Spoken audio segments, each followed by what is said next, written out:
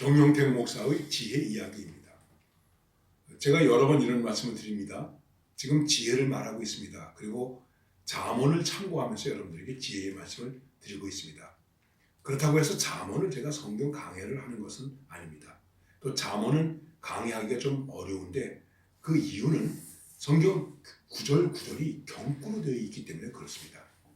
그래서 그 중에서 정말 하나님의 사람으로서 지혜롭게 살게 할 수 있는 그런 것들이 무엇인가 라고 하는 기본 개념들을 찾아서 여러분들과 함께 말씀을 나누고 있습니다.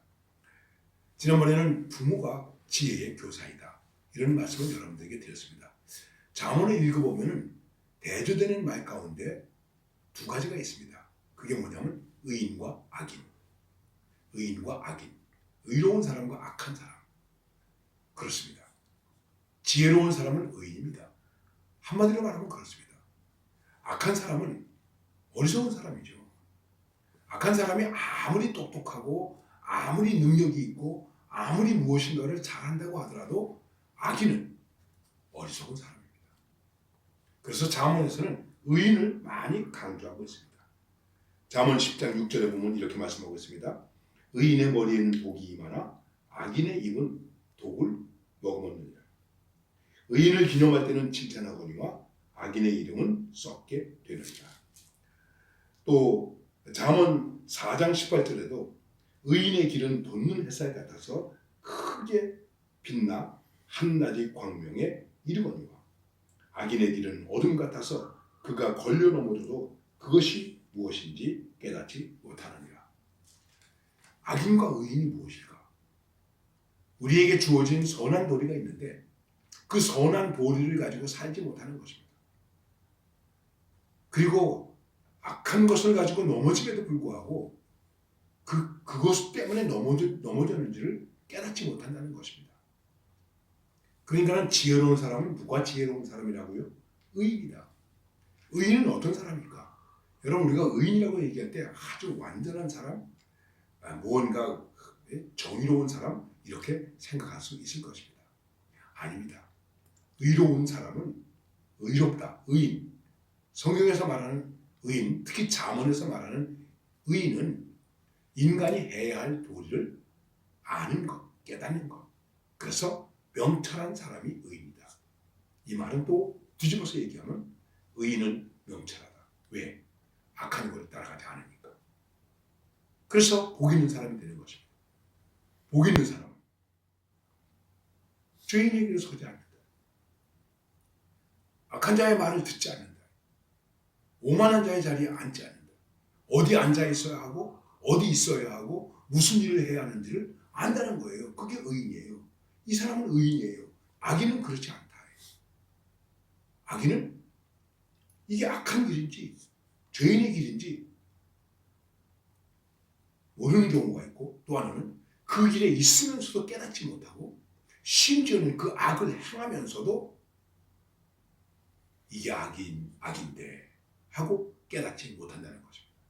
그래서 성경이 말씀하고 있는 것입니다. 의인은 돋는 해같이 빛난다. 한낮의 광명과 같이 빛난다. 그렇습니다. 너희는 세상의 빛이다. 어떻게 빛이 될 수 있을까요? 내가 의인이어야. 하나님의 사람들이 의인이어야. 여러분 우리는 의인 아닙니까?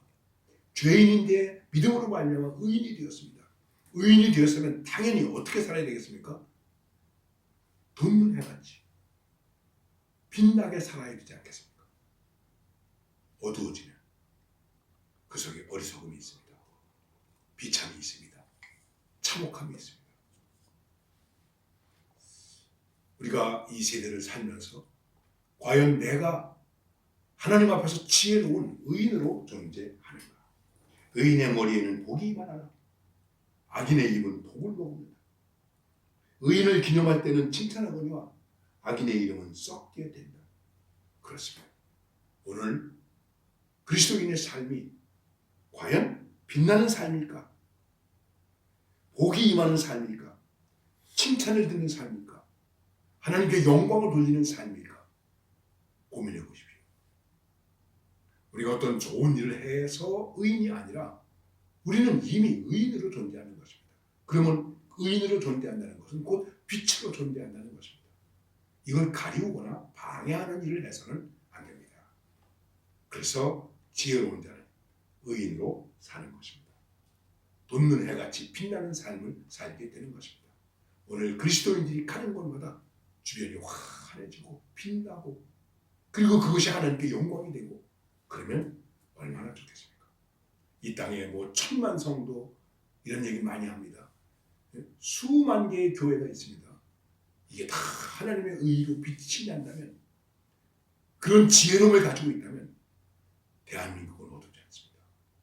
지금도 어둡지 않고 미래도 어둡지 않게 됩니다. 이 빛을 잃어버리면 안 됩니다. 지혜롭게 사는 것이 무엇일까?